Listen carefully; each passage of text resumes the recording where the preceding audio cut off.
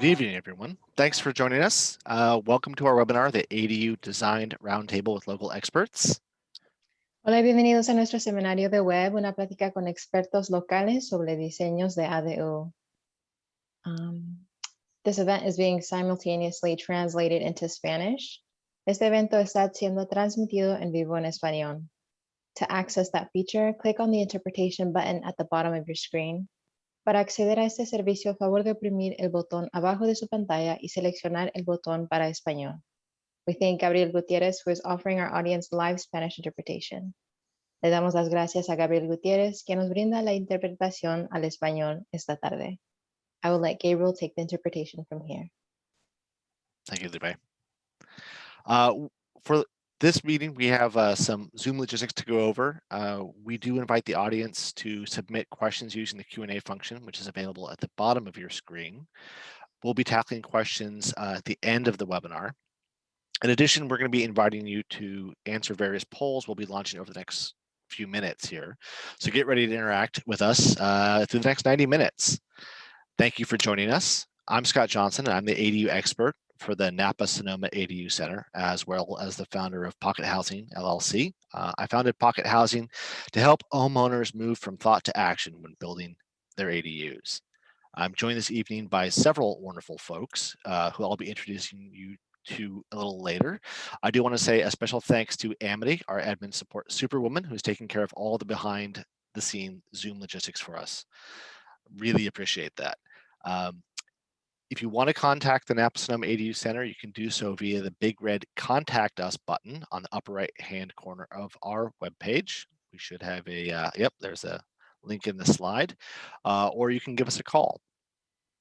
So tonight, I'm really excited about tonight's discussion. We're going to start with me sharing some about the nonprofit organization, the Napa Sonoma ADU Center, and then I'm going to lead a roundtable discussion with a local architect and designer on key ADU design tips and how to pick your architect or designer for your ADU project. And after that, we'll open it up to live Q&A from the audience. This webinar is being recorded and will be made available on demand on our website by next week. So get ready for your first poll, your ADU goals. I'd love to take a moment to hear from all of you briefly. Here's the poll. If you take about 30 seconds to answer it. This poll is anonymous, but it helps us in our discussions and how we move forward in the future. Make sure you can scroll all the way down the poll to see all the different options, and feel free to select more than one option, and then you can hit submit. We want to know what your goals are in building an ADU. Rental income, housing for a family member, helping out the community, housing a teacher, for example, housing someone with special needs, planning for retirement, increased resale value or downsizing and moving into the ADU yourselves, housing domestic help as an au pair or live-in care, help with chores to watch over things when you're away, and for housing for an in-home caregiver. That you guys do your votes, and again, you can select more than one, whatever are part of your goals for building an ADU or why you're interested in potentially building an ADU.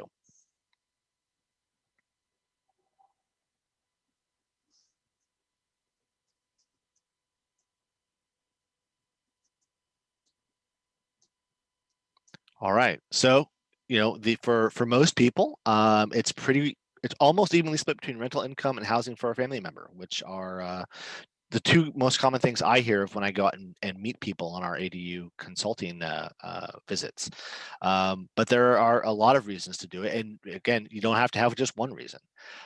There are a lot of benefits for homeowners to build an ADU. We like to say that the key benefits are flexibility, family, and financial security for your local homeowners. In addition, our vision is that ADUs can provide homes for people who live and work here and are at 50 to 80% of the area median income. Right about now, 30% of the folks who work in Sonoma County and 50% of the folks who work in Napa County commute into the county for work from outside. We would like to be able to afford for them to be able to afford to live and work here. I could elaborate, but I think if you're here, you probably have your own insights onto the benefits of ADUs. And if you don't, you will hear some great benefits for ADUs after our discussion. So the Napa and Sonoma ADU Center, our mission is to help homeowners build ADUs. Napa Sonoma ADU is a fiscally sponsored project of the Napa Valley Community Foundation with support from the Community Foundation Sonoma County. We collaborate with local jurisdictions, nonprofits, and private sector with the goal of increasing housing affordability in our communities. You know, really, we're here to help. Regardless of your goals for building an ADU, the Napa Sonoma ADU Center is here to help anyone who wants to build an ADU on their property for whatever reason. And as some of you may know, there are multiple types of ADUs, as you can see from this slide. And thanks to the new California state laws that went into effect in January 2020, most homeowners are now eligible to build both an ADU and a junior ADU on their property. Tonight, we're going to talk about design tips and how to choose an architect designer, and that'll be relevant to all different types of ADUs. We also have a large number of resources at the Napa Sonoma ADU Center. We have the ADU calculator, which helps estimate the costs, the potential returns, and the benefits associated with building an ADU. We have the city rules, which list the city standards for ADUs in all the cities and unincorporated places in Napa and Sonoma counties. We have an address lookup tool, which helps identify if you can build an ADU on your property. We have our ADU workbook, which helps homeowners in Napa and Sonoma County through the ADU planning, designing, permitting, building, and rental process. We have some stories and floor plans from homeowners with ADUs. Find inspiration in your neighbor's ADU plans. We also, like this one, we conduct ADU webinars. This is one of many that we've done so far, which are available, of course, live, and then also are recorded so you can watch them, rewatch them, or share them with friends, and they're posted for on-demand viewing from our website. We have a new vendor registry, which is helping find builders, designers, architects, prefab companies, engineers, and more who are interested in doing ADU work. And so homeowners can contact them and move their projects forward. We also have a newsletter, and we're on social media, and you can sign up for our newsletter on the website. And then we do some deeper dive stuff. So like in our ADU workbook helps homeowners with really detailed information on all kinds of different aspects of building an ADU, which as easy as we can make it is still a pretty big undertaking. And with the things with our calculator tool, you're able to choose the jurisdiction that you're in and see what kind of costs for building and what potential rents you may get, as well as the different financial payouts for rents in that area. So it's really localized to where you live. We have detailed FAQs on our webpage. We have our ADU Feasibility Consult, which is where I come out and visit your property and talk you through what you're hoping to do. We have you complete a questionnaire. We do some pre-screening research on your parcel to kind of see what's possible there. And then I come out for an hour to talk with you and look at your property and really get a sense of the lay of the land, literally. And then at the end of that process, we provide you with a 25-page report that goes into details about the kinds of ADUs that make the most sense for your property, your goals, and your budget. And now we're next to our next poll. So in a moment, I'm going to be talking to our two panelists about designing ADUs. But first, I want to hear from you all. So I'm going to add a short poll here and give you 30 seconds to complete it, just like last time. And once again, you can select more than one answer.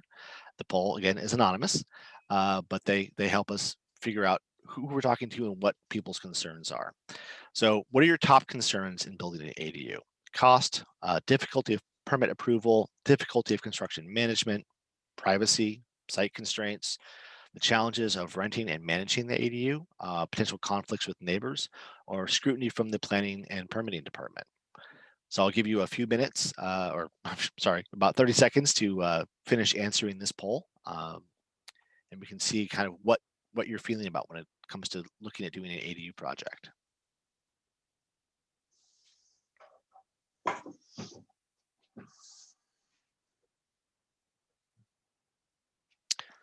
Cost and difficulty of permit approval. Again, real neck and neck there between the two of them. And those are totally valid concerns. There are, of course, difficulty of construction management. It is a big job to build an ADU. So these are great. Thank you so much for sharing these with us. And these help us figure out what we need to do to try and help you move forward with your projects. I also want to make sure that you are aware of the other resources that we have at the Napa Sonoma ADU Center.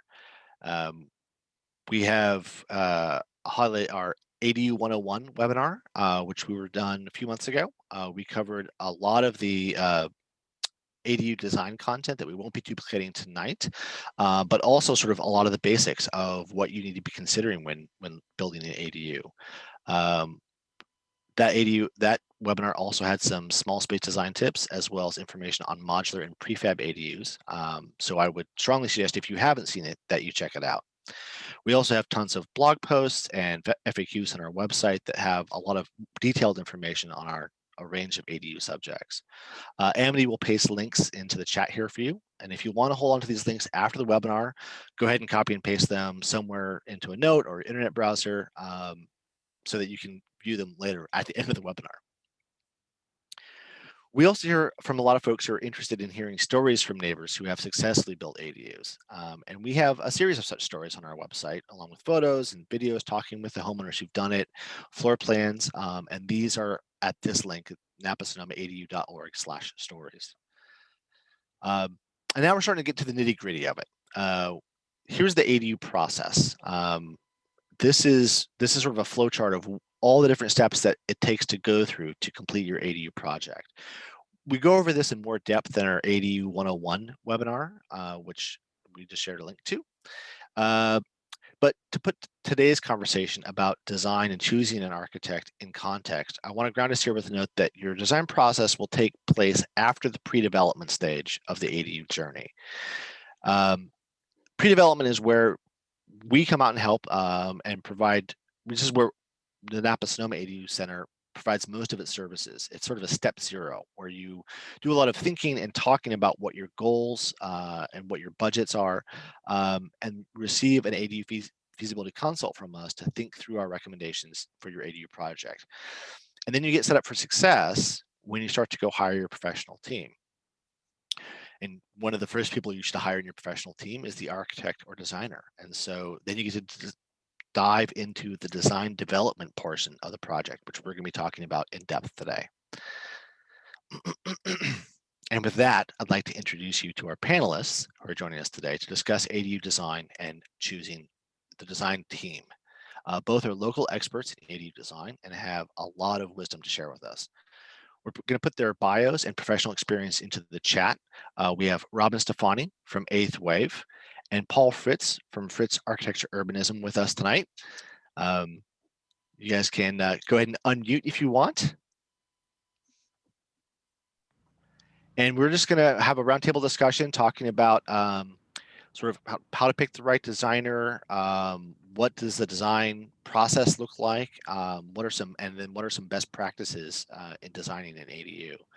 And so I'll start with I think a lot of questions that I get when I do these ADU consults is I typically get asked, what can I build? How much is it going to cost? And do you know somebody who can help me build it? And the designer is usually the very next step that they have to do to move forward with their project. So from your perspective, from sitting in the design and architect seat, what's the best way for someone to find a designer if they've never done this before? I'll start by saying I think the vendor registry on the Napa Sonoma ADU website is a good place to start, because you know that those are architects and designers that are interested and have experience designing ADUs that have been vetted by the Napa Sonoma ADU Center. And then, to be honest, most of my work comes from word of mouth. And I think that's a great way to find an architect, is just ask people that you know that have done a remodel, either for their designer or their architect, coworkers, contractors you may know. They all probably have familiarity with architects and could help guide you in the right direction, or at least give you a few ideas. it's always good to have kind of a word of mouth endorsement. You know, someone that's worked with an architect or designer successfully, and you know, that could be a good source. Unfortunately, there's not a lot of other like online sources for local architects. It's really kind of, you know, finding people that have experience. And I also have gotten, and I don't know if this is, you know, ethical or not, but I get a lot of referrals from building departments. So you may just contact your local building department and say, or planning department, say, I'm interested in doing an ADU. Do you have architects that you would recommend? And I definitely get people that have found me through that method. Robin, does that track with what you've seen and how you've heard of people who needed an Yeah, architect? yeah. I think word of mouth is good. Having a positive referral from somebody that you know is a really valuable way to kind of you know, pre-vet somebody. And then there's also the local chapter of the AIA. It's American Institute of Architects Redwood Empire chapter, and they have a list of architects that work locally and are locally based. It's not everyone, because not every architect needs to be part of that organization. So I think maybe if you cross-reference the ADU center with that registry from the AIA, then you probably have your bases covered for resources. Right. And then, you know, one thing that we often counsel people is to look for somebody who has either ADU experience or small house experience, simply because it is different than a winery. It is different. In some cases, it's different than, you know, a remodel or something. There's more to it. As I think it was you were pointing out, Robin, it's, you know, it's every aspect of a house, right? It's foundation, it's, you know, it's all the trades, right, get involved. And so having a designer with that kind of experience is really helpful for making the project go smoothly.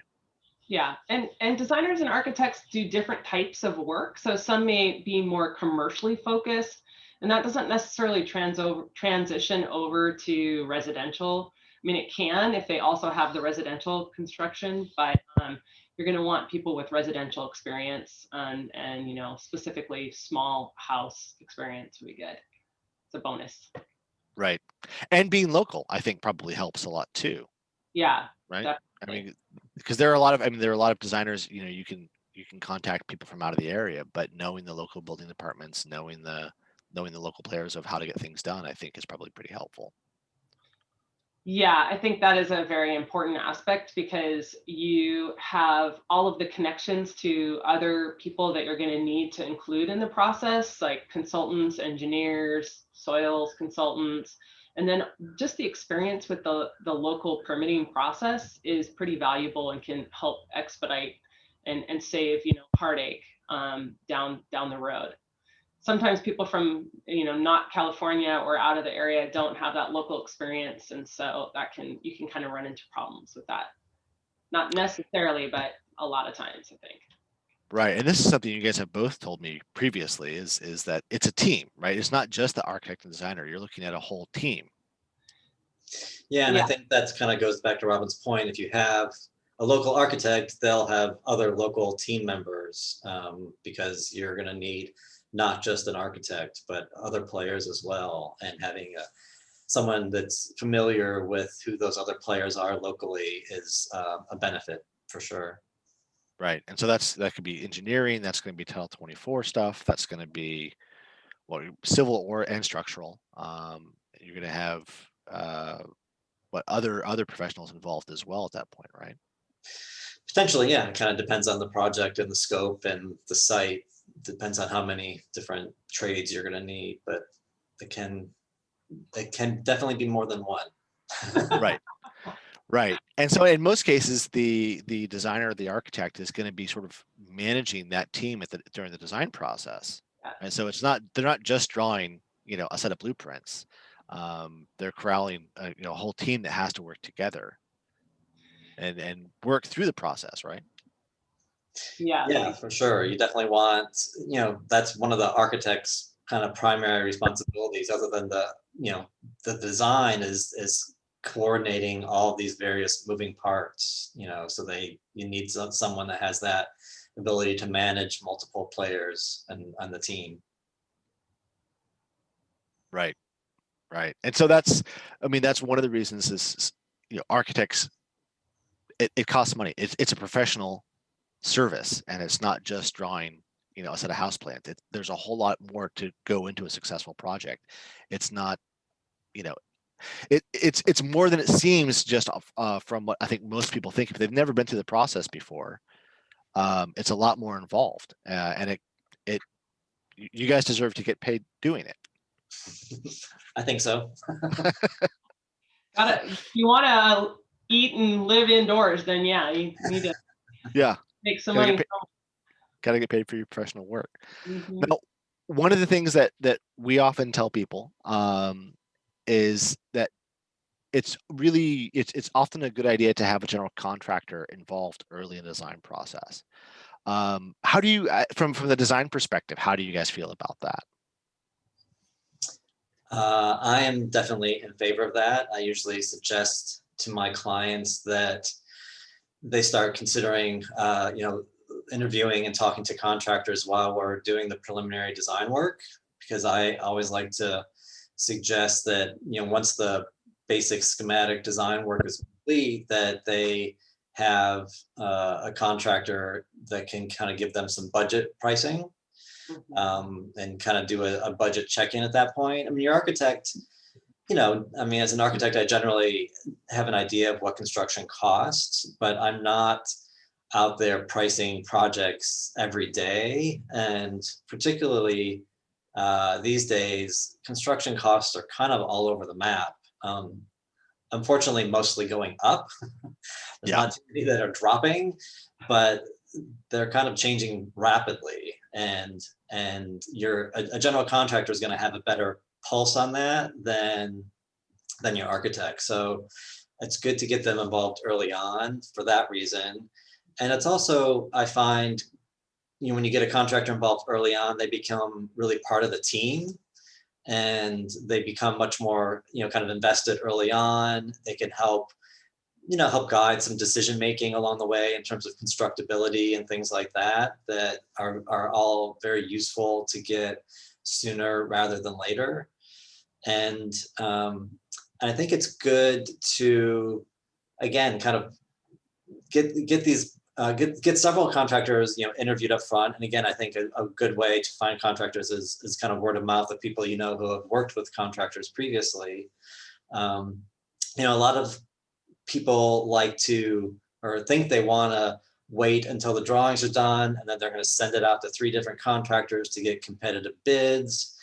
And while that may be kind of traditionally way to do it, I don't find that you don't always get the best results from that process, because when contractors are competitively bidding against each other, they're trying to, they're really trying to keep their cost down, because you're going to make your decision based on the cost theoretically, and then they kind of lowball it, to be quite honest. And then you get a contractor who didn't really price things adequately. They kind of lowball it to get the job, and then they start throwing in the change orders as construction goes along. So Right. I think, again, getting the contractor involved early on, so they're invested in the project, they're a team player, you avoid some of those issues down the road with cost escalation.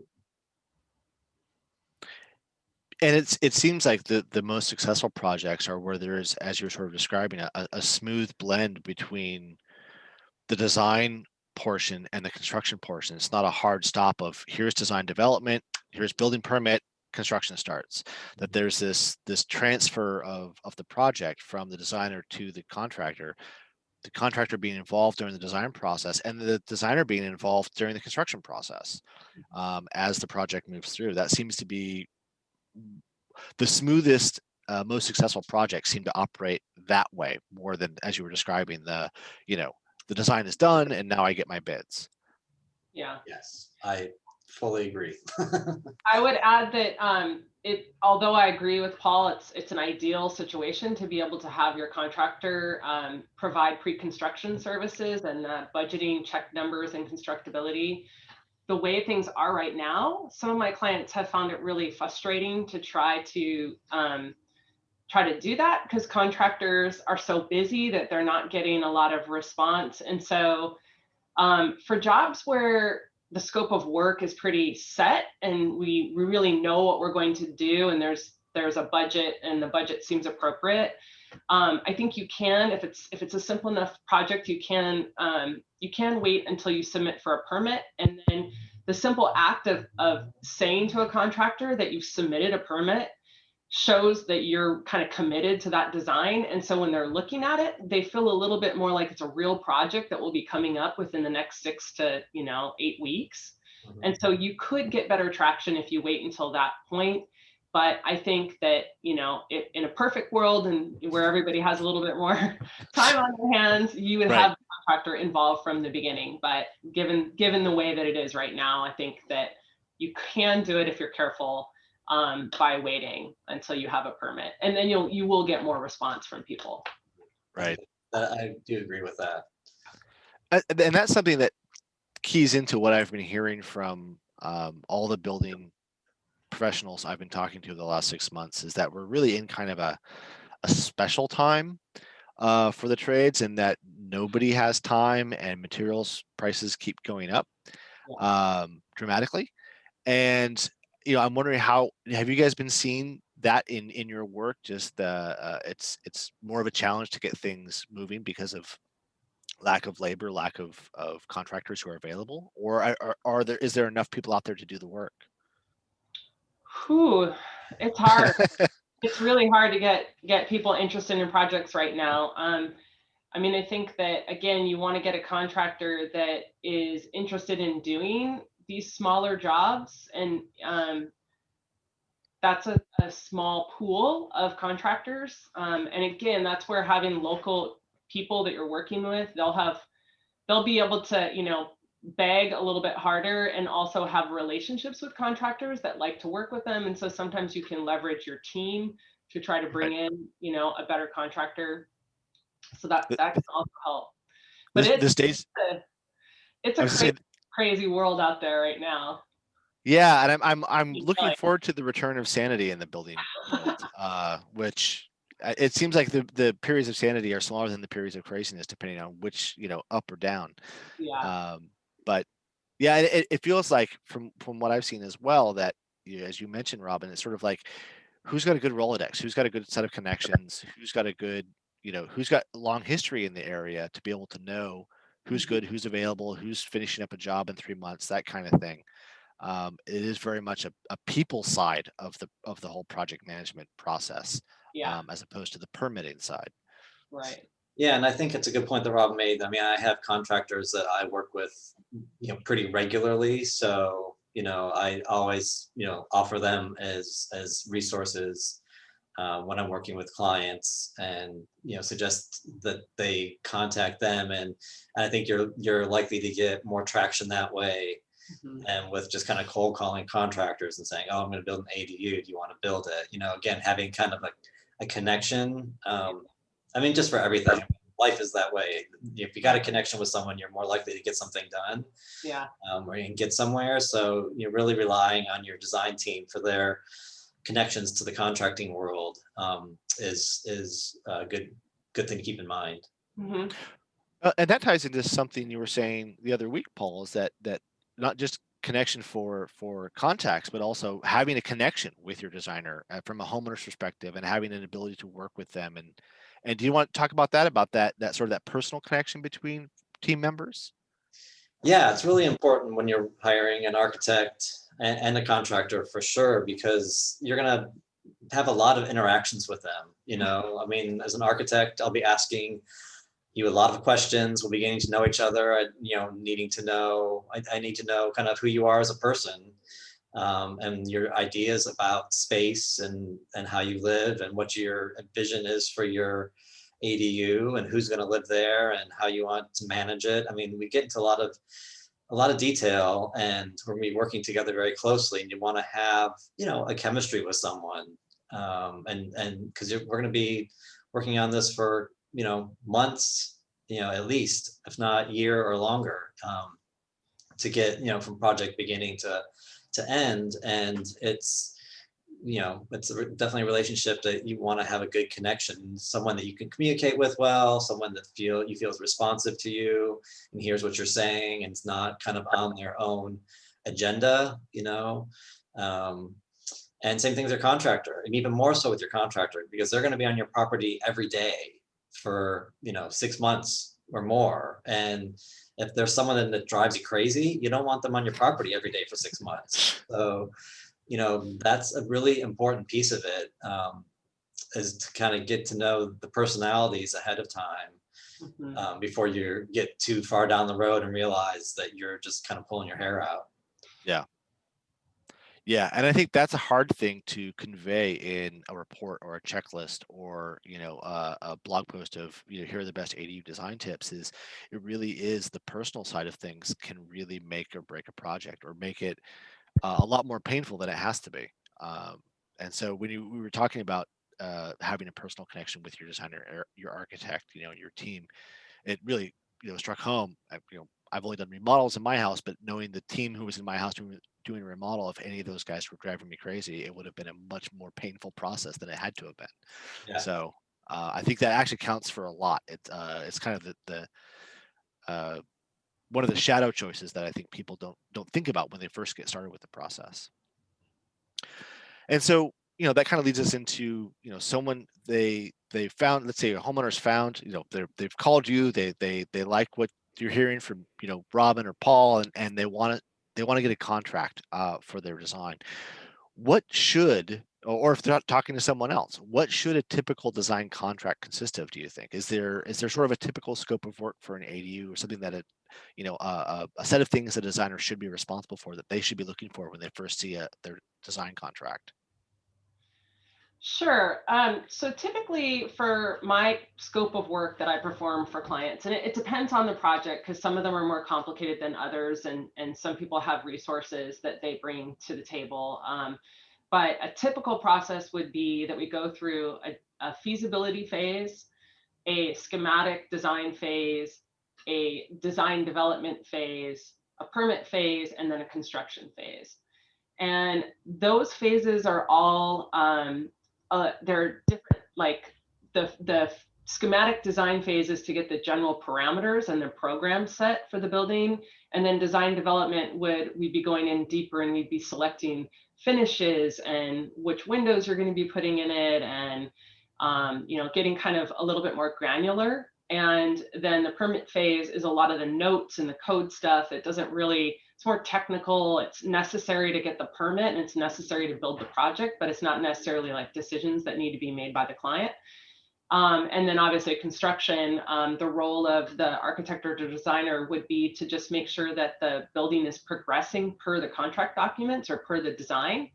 And then answering any questions that come up during the construction process, like maybe if a fixture that you selected is no longer available, you need to pick a different fixture, that happens. It's gone up 200% in price. It's been happening a lot lately because of Yep. the supply chain problems. So, your designer or your architect is there to kind of answer questions that come up in the normal, process.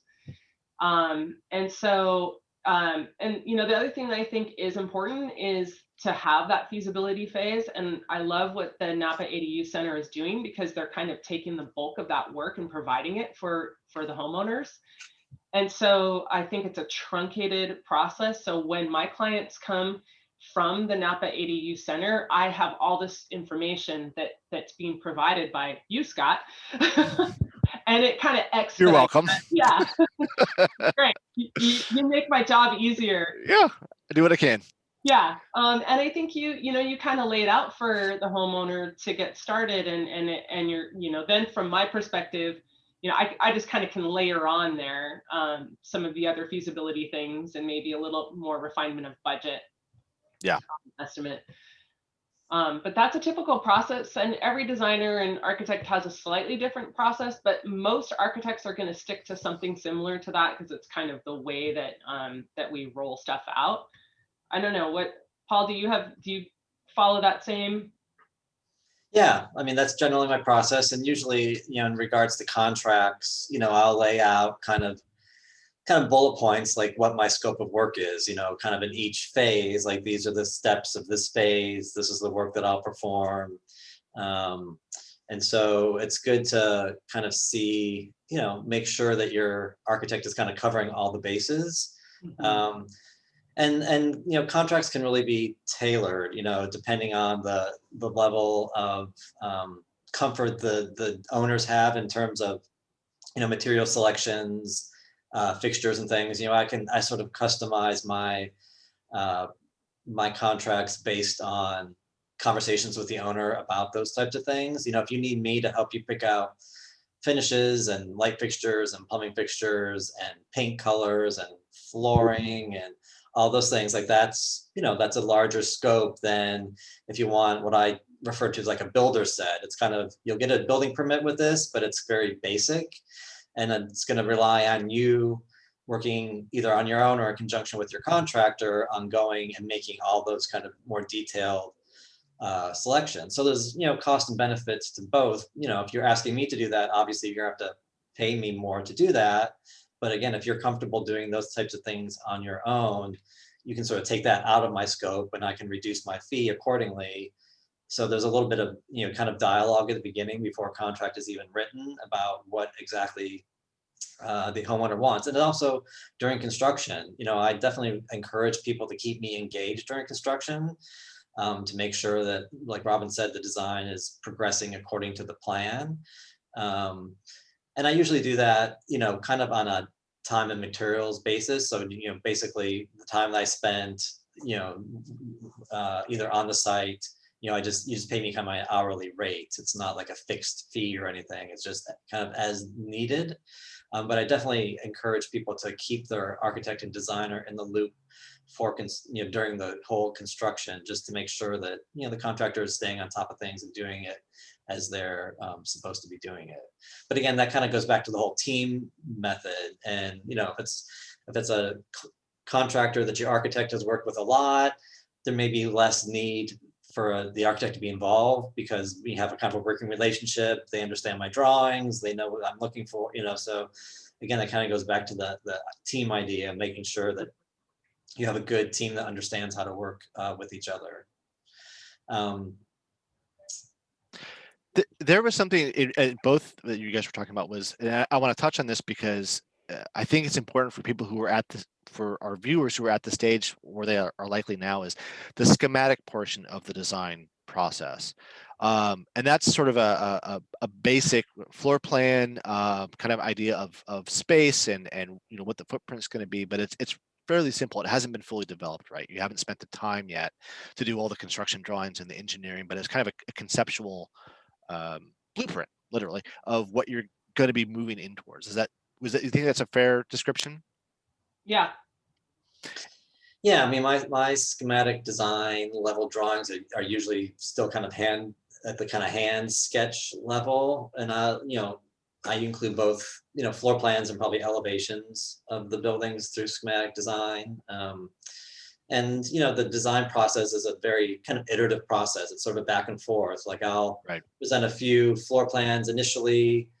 We talk about them, pick out, I like this kitchen, I like this bathroom, I like this, circulation, whatever. And then we, kind of cull them down and kind of combine a couple times maybe before we kind of settle on a final floor plan. And it's great if the owner has, I always suggest people, put together kind of images of things that they like. And there's, you can have a Pinterest, board that you can create, or I suggest people use House just to look for images of things that you like, that you resonate with you, because that will help your designer kind of craft get your kind of aesthetic ideas at the outset, and be able to think about those things as they start to move into the design process. Right. Yeah, and I would add that the other thing that's happening during that first schematic design is the site design and what what kind of configuration and access to the unit you're going to want. Is it going to be a 1-story, a 2-story, an L shape, those sorts of things, and so although you might have a couple of different ideas, each of them may have pros and cons depending on site access and creating, spaces that are separate from the main house. And so there's kind of a lot. It's kind of high level, maybe at the 10,000 foot level, and it's meant to sort of create an envelope for the building and a program and understand how the building is going to relate to the rest of the buildings around it on the site, and then also the neighbors' properties. Right. And I think there's a lot of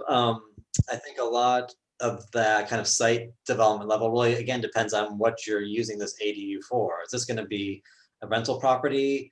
Is this going to be an aging parent? Is this going to be a caregiver? Like all those different uses of the ADU would have different sort of site, kind of responses. If it's some priorities, family member, you're probably okay with them having access to the kind of same backyard area. It's going to be kind of probably less separated feeling than if it's just, a renter that you're not familiar with, you don't know them, they're going to have their space, you're going to have your space. So it's important to understand at the beginning what your intentions are for the ADU, because that's going to drive a lot of these kind of site decisions that Robin was just mentioning. And speaking from, I've got a planner background, I think the schematic section of the design development phase is really when you should start talking to the city too. Is I know that Healdsburg has an excellent one-stop program where if you've got a schematic drawing set up, you've got a site plan, you've got a footprint, they'll sort of, they'll do a pre-application meeting for the project. They'll show it to engineering, they'll show it to fire, and they'll weigh in a non-binding manner of saying, well, you're going to want that building separation to be at least 6 feet. Just make sure that it's shown, so that if there are any, and we've been to 150 some odd homeowners at this point since September. Every project, every parcel has, it has an easement, it has a big tree, it has a something. That we try and do our best to kind of catch the big pieces, the big red flags. But once you have a footprint and you have the windows are likely to be here and the bedroom is likely to be here, it's maybe not quite team, but it's a good idea at that point to get the city involved and at least get their initial, first feedback. Because if there was some issue, if there's an easement that, we didn't catch and nobody else caught, you're going to want to know that before you've gone through, as designers, before you spent all that work finalizing your design and getting all the engineering done, and then go, oh, crap, we have to move the house 6 feet and we don't have 6 feet. So that's something for people who are involved in this process. And if I've come out to your house, you've probably heard me say it, like, get your designer, get a schematic done, and then talk to the city and show them what you want to do, and make sure that there isn't anything, at all points you want the city to be able to say, like, yes, this is a good idea, or we don't see any problems with it. Because it's a lot more stressful if something comes up that you didn't recognize before. That's great. So here's a question that I know is a loaded question and is almost impossible to answer, but I'm going to ask it anyway because it's what I always get asked. What's a range for cost of designing an ADU? And you can interpret that however you want to. Yeah, so I mean, I think it depends again on how complicated your project is, and like Paul was saying, how much you're willing to take on as the homeowner, and how much you need your designer architect to facilitate for you. So yeah, it really does depend on the project. I get asked this a lot, and I want to give an answer because I think it's good to, at least for people to have some number in their head. But I just always caveat it that it depends on what we're doing. But when we talk about projects that come in the door, we do go through a little bit of a conversation about what the client needs, and based on my experience, I know kind of how long stuff should take, and so I give clients a proposal that is a not to exceed amount. And, depending on what you're doing, if you're doing like a garage conversion, it can be around $7,500. If you're doing ADU and there's a lot of site work that needs to be done, and a lot of, you got to redo the septic, so there's extra consultants that are involved. then it can be, you know, a lot more than that. And so a good rule of thumb is that you should get more than one proposal. That way you can kind of test the waters locally for the average cost, and, you know, kind of make sure that you're getting apples to apples on that. And then it should be somewhere in the 10 to 15% of the total project construction costs. And that also depends on whether or not you're paying directly for the consultants that are working, that your designer or architect is coordinating, or sometimes the architects will bring in those consultants underneath their umbrella and just include it as one price. So that's why it kind of varies as well. Yeah. But it is, I mean, it's a whole house that you're doing. So you have all the consultants typically that you would need for a large house. It's just in a small package. So it's like a Right. little box. And then the other thing that I would say is that some of my clients are surprised that a garage conversion costs so much, but actually when you're taking an existing building and you're documenting it and doing all the as-built drawings so that you can then figure out what's going to go and fit in that building with the least amount of construction costs, there's a lot of design thinking that's happening in there that I'm doing. And so often those eat up that $7,500 really quickly because there's just so much going into that to make it work well. Right. And, you know, from my goal, I'm trying to save them money on the back end during construction. So I'm trying to stick within the existing structural systems and the existing electrical and, you know, all of that, and use and reutilize what's there without, you know, causing a lot of cost down the road. Right. So it's worth it. It's worth the added amount of design development from your designer or architect. They spend a little time up front on the design portion, and then they're not having to spend money on 2x6s for walls and Right. roofing. Yeah. Reframe the whole wall and Yeah. Exactly. I will also throw out there, because we haven't talked much about them, but, you know, junior ADUs are also, you know, a possibility, and that's, you know, converting usually in a bedroom or some space in your house into kind of a separate unit, and those can be much less costly, again, depending on the situation. But, you know, if you just need to, you know, add a door, block a hallway, put in a kitchenette, I mean, those can be substantially less than even the $7,500 for a garage conversion. You know, those can be relatively simple. So if that's something you have in mind, you know, it'd be, you know, I would say, you know, less than $5,000 for sure, maybe in the $2,500 to $3,500 range, just to do a simple junior ADU conversion. But again, I think it's, you know, I'm certainly going to advocate for hiring an architect or a designer rather than trying to do something on your own and then taking it to a draftsperson saying, you know, here, I've just drawn up this is the sketch of a house that I want, an ADU that I want. Can you draft this for me? You know, I caution against doing something like that because building is complicated, and you know, I think it's worth definitely paying a professional to help you out, work out kind of the design kinks and all the other kind of coordination pieces that are going to have to happen before you can really start construction. Yeah. You can back yourself into a problem. And I certainly get calls from people who have gotten themselves into situations that they're asking me to fix. You know, they're in construction and they get red tagged for something because they didn't have the proper permits or they didn't whatever. And then they asked me to fix it. And those end up being much more expensive to fix, you know, in the long run. So it's really much to your advantage to start working with a designer and an architect from the outset, rather than trying to, and personally as an architect, those are less interesting projects for me, fixing someone else's mistake. I'd much rather start out, you know, the design part's the fun part, you know, working with people and helping them craft their vision for this ADU is the fun part of architecture. You know, fixing someone's mistake is typically not as much fun. Right. All right. Well, we have about 10 minutes until we do Q&A. So I want to talk a little bit about the process and have you, from your perspectives, you know, what should a homeowner know when they come, either when they come looking for you or when you're ready to start a project, the homeowner, what kind of things should a homeowner be aware of? What kind of research should they be doing? Well, hopefully they've come through the Napa Sonoma ADU Center and have your wonderful package to provide. That's certainly helpful. That's a great start. I highly recommend it. Yeah. Other things that are helpful is if you have any existing drawings of the building, or you have any information of your site, if you have information on past permits. I mean, I can look that stuff up, and I do for a lot of my clients, but if you have it handy, it's helpful to know. Yeah.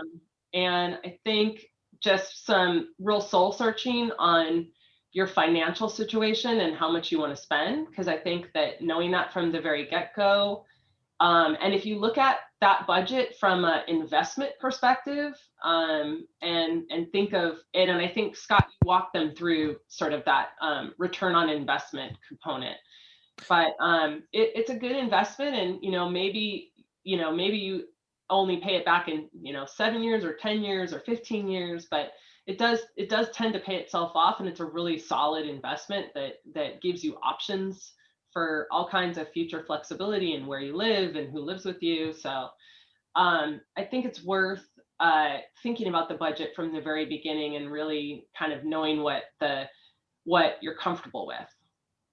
Right. That way we're starting off on the same page. And if you tell me that you want a 1,200 square foot 2-story ADU and you've only got X number of dollars, we can adjust from there from the beginning. Right. Yeah. Yeah, and I think it's also, again, helpful for you to have a good sense of, what is the purpose of this ADU? Who's going to live there? What's your intention with this? Mm-hmm. Have that from the outset, because that's going to really dictate a lot of the early design decisions. Yeah. And again, thinking a lot about your aesthetic. Is this something, do you want the design to be complementary and kind of mimic your existing house? Do you want it to be something completely different? Like, what's your design aesthetic? And really looking for images that you like, because those are super important. As a designer, I can't stress enough, how important those images are. And I think that's also, it goes back to, selecting your architect. If you have are looking for a craftsman kind of traditional ADU design because that's what your house is and you want something that looks like that, don't hire an architect whose portfolio is full of very contemporary modern architecture, Right. Lots of glass and steel and concrete. That's probably not the architect you want to work with. And some architects, and I think I myself as one of these architects, I don't have a real strong type of architecture. I think I kind of vary in my kind of design responses. I try to really work with clients to what their vision is. I don't have my own kind of throwing my own ego and design ideas on your project. So that's just something important to consider from the beginning when you're searching for an architect, is make sure your architect, look at their portfolio, look at past projects, and make sure that you like their design work. But having a good sense of what you want at the beginning is really helpful to start the design process. Right. That makes sense. So in the process, in the submittal process, we've talked about this a lot. Sort of, I think, glancing at it, what is really in, we've got, just a few minutes left, and I've got one more question after this I want to get to you guys. So sort of quickly, what are the steps in the submittal process for someone who's never been through it before? So usually in most ADU situations now, they're mostly ministerial approved, which means that they're approved at the staff level. You don't have to go through a design review board. You don't have to go through a planning commission process for most situations. So usually submit, an application to the city, and that gets routed through both the planning and building departments. And the planning department kind of looks for kind of compliance with zoning code issues, setbacks, height restrictions, things like that. And the building department is looking for compliance with the building code. So making sure structural things are being complied with, light, ventilation, heating, cooling, energy consumption, complying with the green building codes, things like that. So usually you submit a drawing and calculations and sort of supporting documents to the city. They take a period of time to review. It could be a couple of weeks, it could be a couple of months, depending on the jurisdiction and how busy they are. You may then, at the end of the first review period, get some comments. Sometimes you don't get any comments. I've had projects where they go through a couple of weeks of review and then they call you and say your permit's ready to be picked up. But other times, more often than not, you get some comments, and then so you take the drawings back and you address the comments, resubmit them. They re-review them, and typically at that point you get a building permit. And so when they get the building permit, you pay the remaining permit fees. So there are usually plan check fees. You pay a fee when you submit the drawings for plan check, and then you pay the remaining permit fees when you pick up your building permit. Right. And then that will include inspection fees to the rest of the project. So that's kind of the rest of the fee part of it. But then once you start construction, then the city comes out periodically to review the progress of construction, and they verify that the contractor is building things per plan and per building code, and then that you get a final certificate of occupancy when the construction is done and the building department deems that the construction is complete. Right. So it is a long, fairly involved process, but there are very discrete steps through it, which can keep moving forward.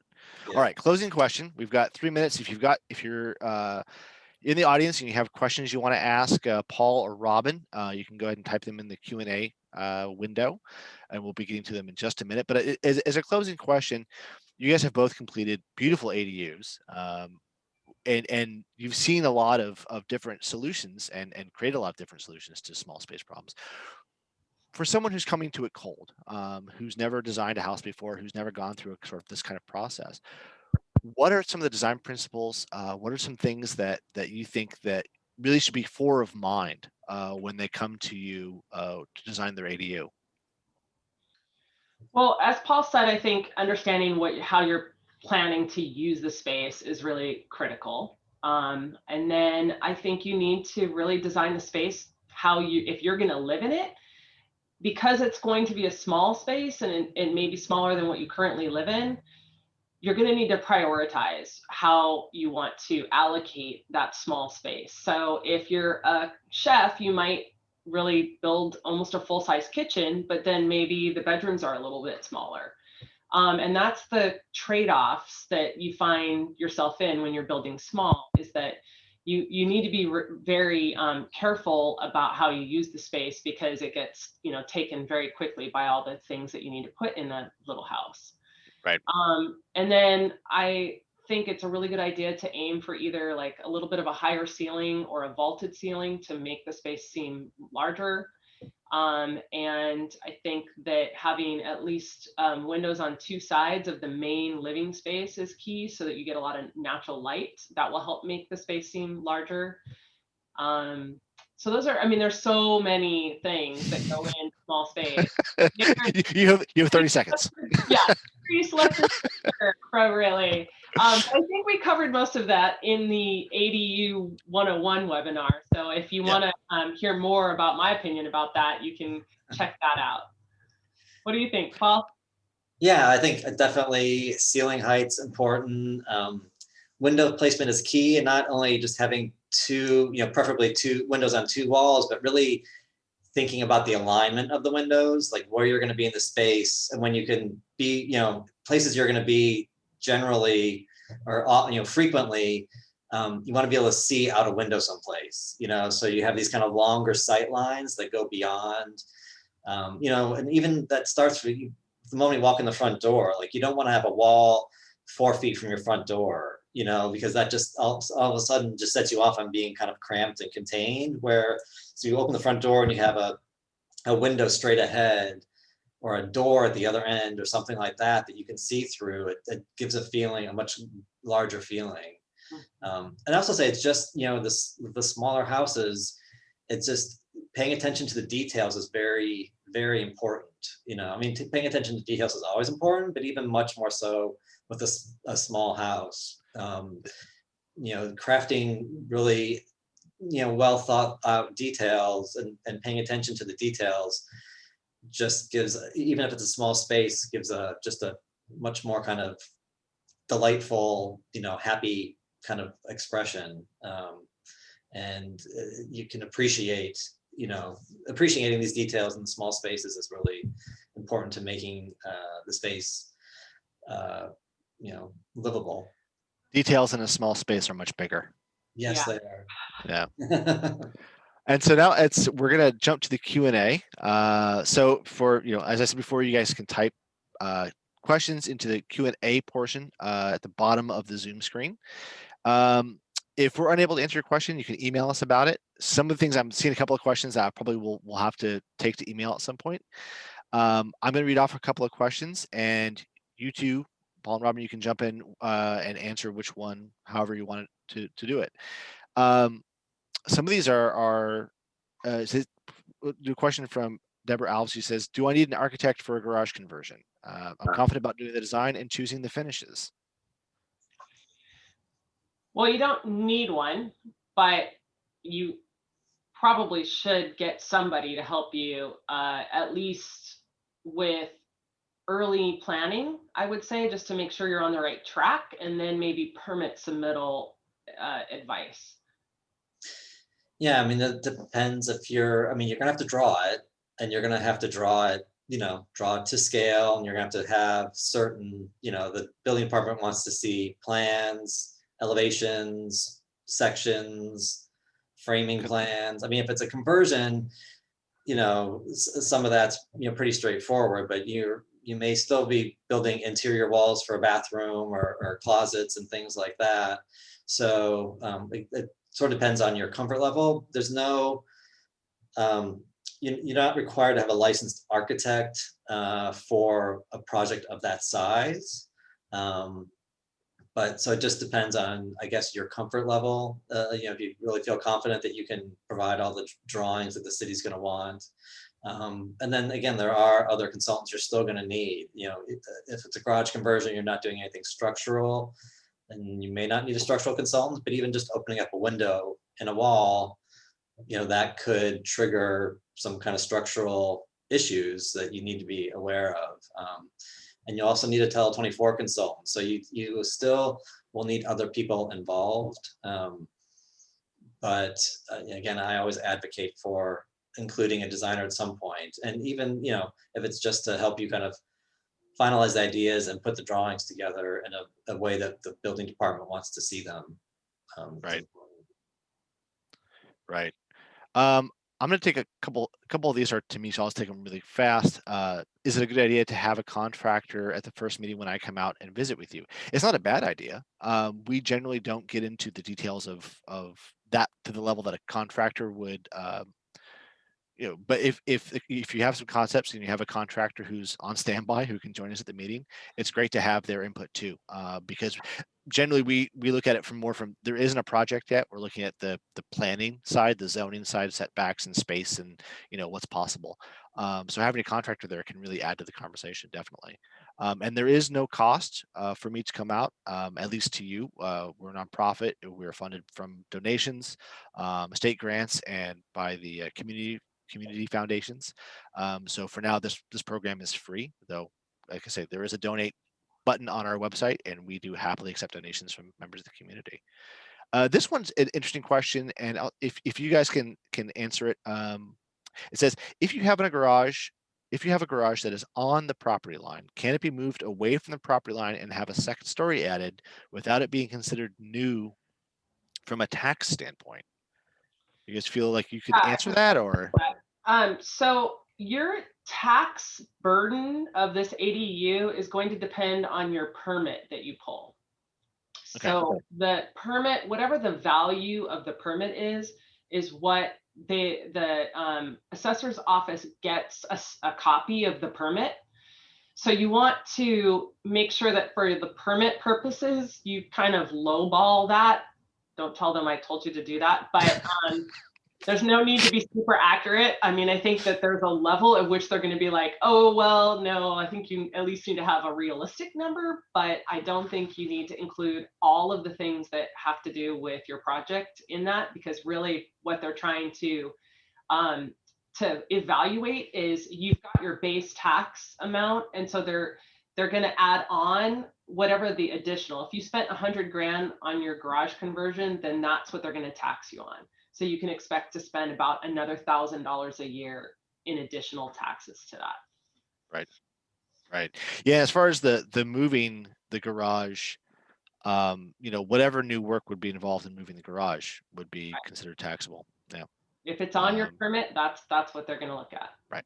Right. Exactly. I'll say in terms of the kind of permit, the value you put on your permit application, some cities have and jurisdictions have kind of a guideline that's actually very low, I will say. And, it's not, I actually just submitted drawings today for a house remodel and renovation in the county of Sonoma. And I think, if I'm recalling correctly, like their valuation table was like $140 a square foot or something like that for remodel work, which to be quite honest, you're not going to very likely build a new ADU for $140 a square foot. But, that's what the county allows you to put on your, application. So some jurisdictions have those kind of guide numbers. And like Robin said, you don't need to be super accurate, or definitely don't, overestimate it by any means. So that actually kind of rolls right into the next question is, do you two know what the average price per square foot for an ADU in an existing structure, so a conversion of space, as I understand it? We have numbers on new build, but conversion of existing space, price per square foot. Any concepts, ballparks? Yeah, again, it depends. Are we not making any structural modifications to the existing garage? Then that's one number. If the garage is not structurally sound and we have to structurally retrofit the garage in order to do the work, that's a totally different, so there is a big range there. Right. And I think probably somewhere between $250 a square foot upwards of $400 a square foot in my experience. Yeah. And I think I see the question there.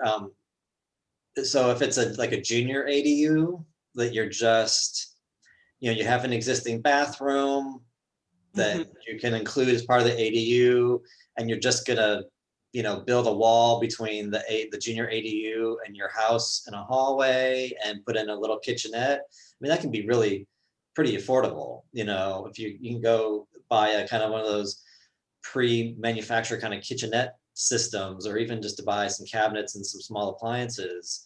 And, we're talking in the thousands of dollars, not the tens of thousands of dollars, to do potentially something like that. I mean, so if it's a junior ADU, an existing house conversion, those can be, really pretty cost effective. Right. Yeah. So just for the record, most of what we're seeing for new construction is the baseline is $350 a square foot. We say 350 to 450 is typical for sort of to get you into the game of building an ADU. But of course, you can go much, much higher than that. I mean, fit and finish can be 30% of the total project cost. So, we're seeing projects in the South Bay that are $1,000 a square foot, but they're jewel boxes. They look gorgeous. So they're all, steel and glass and, high-end appliances and things like that. So you can spend anything you want price per square foot. I think you're right. It depends so dramatically on exactly what the project is. It's hard to say without knowing what the project's going to be. And kind of going back to the conversion idea, I mean, again, if you have an existing bathroom, that's going to save you $20,000 right there. I mean, you could spend $20,000 on a bathroom or a kitchen, or $50,000 on a kitchen. So if you have an existing kitchen or existing bathroom, that can save quite a bit of money, because those are big ticket items. All right. So another question is, if I need help permitting, who can help? Typically, this is usually part of the designer's role, right? Yeah. I mean, someone who has experience with the permitting process could help you. A designer could help you, such as myself. An architect could help you, such as Paul. So I think you need somebody that has some permitting experience. But if what you need is somebody to do the whole package, then you want a designer at least to do that. Right. Designer and architect. Yeah. And then I'll take this next one. Is I'm on septic and well. The process, what would be the process, problems, or chances that they were able to connect to the city instead of making their current septic bigger? That's a really big issue. And this is when when I saw this, I thought it would probably take it to email. The short answer is it's going to be incredibly expensive either way. Either with your septic getting bigger or connecting to the city, it's going to be probably 6 figures. You know, it's so you can email me. You can email info@napasonoma.adu.org, and we can take a look at exactly what your situation is and get a better sense of what you're trying to do. But septic is one of those issues. If you're in the county and you're on septic, you know, before you even talk to us, you should be talking to your septic agency to figure out what's possible for your property, because for most people, it's just it's too expensive to enlarge their septic or to make a city connection. So Yeah. I wish. One thing you can do is if you have like a 3-bedroom septic system and you have only using 2 bedrooms in the main house and you're building an ADU that's a 1-bedroom, you can work with the county to figure out what you need to do on the main house to basically allocate that bedroom to your ADU. So Right. that's a way to reuse the existing septic system for the number of bedrooms and keep that number of bedroom count static, and get the extra square footage. And then also, if you are going through the process, one little tip would be to make sure that your septic system is in good working order, and maybe think about gray water recycling now, first step, and that will help make your septic system improved. Just usability of the septic system. That way, when the county does come out to do the inspection, it looks like it's working properly and it's like kind of tuned up before you go through the process. Make it as efficient as possible so that it can handle the extra bedroom. Yeah. All right. Here's a question that says, I live near the Napa River. How do I know whether or not the flood issue will affect my ADU? Well, you go to the Napa Sonoma ADU Center and they will set up for you. Yeah, there are information online about whether or not you're in a floodplain, and the city can also help you answer this question as well. If you're in Napa city limits, if not, then go to the county. But yeah, this is one of those issues that exactly depending on where your property is going to make the issue. But you can do a search for Napa County GIS, and that will bring up a map that you can put your address into, and it will show you if you're in the floodplain or not. And so that's the really shortened answer to one of the things that we do when we pre-screen your property. But you can contact us and we can go more in depth with you if you would like. And I also just want to throw out there that it could be, you know, a project where you need to get another consultant involved, which would be a surveyor or a civil engineer. You know, if you are in a floodplain, you know, is it possible to build the ADU out of the floodplain, or, you know, can you grade your site, or do you do a raised floor or something like that you can, you know, still have your ADU, but not have it be harmed by potential floods in the future. Right. Thank you, Paul. That's an excellent point. I mean, what we do is we sort of answer yes or no to one question. And if the answer is yes, you are in a floodplain, then there's a bunch of other possible solutions that can be created. But it's that first yes or no that kind of it puts you on 2 different paths, I guess would be the way to say it. Yeah, but I guess I would say, just even if you are in a floodplain, don't be discouraged. There are, you know, you could still potentially build an ADU in the floodplain, but there will be different criteria for sure. Right. That's excellent point. Thank you, Paul. Let's see. For a garage conversion, would it have its own meter for utilities? Not necessarily. It depends on what you want. If you want it to have its own meter, then you go that direction. If you don't, you just connect to the existing service. But then you might put a sub meter on it so that you can track the water yourself, and you know, that's a good way to solve that problem.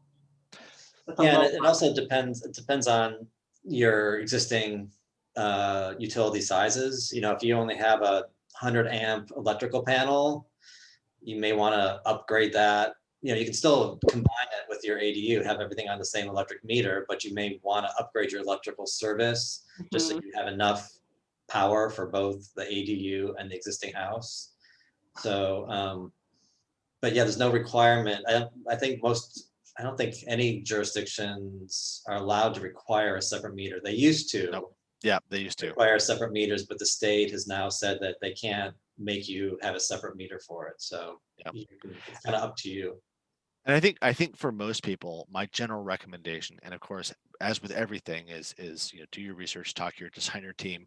But in most cases, I feel like connecting to the house utilities and doing a sub meter that you manage yourself. It isn't read by the jurisdiction or PG&E or anybody else, but sub meter the utilities, because ultimately you'll save yourself a lot of money instead of going out for a new water or sewer lateral or a second panel from PG&E. Yeah, so that's what we generally recommend, particularly for something as small as a garage conversion. And then the last question says, if I modify my garage into an ADU, do I still need off-street parking spot for each bedroom over 2 for my house? I have a historical designation on my main house, or is this even a thing? I'll say it depends. Depends. So the state has, if you're near a transit line, and different cities and jurisdictions interpret this differently.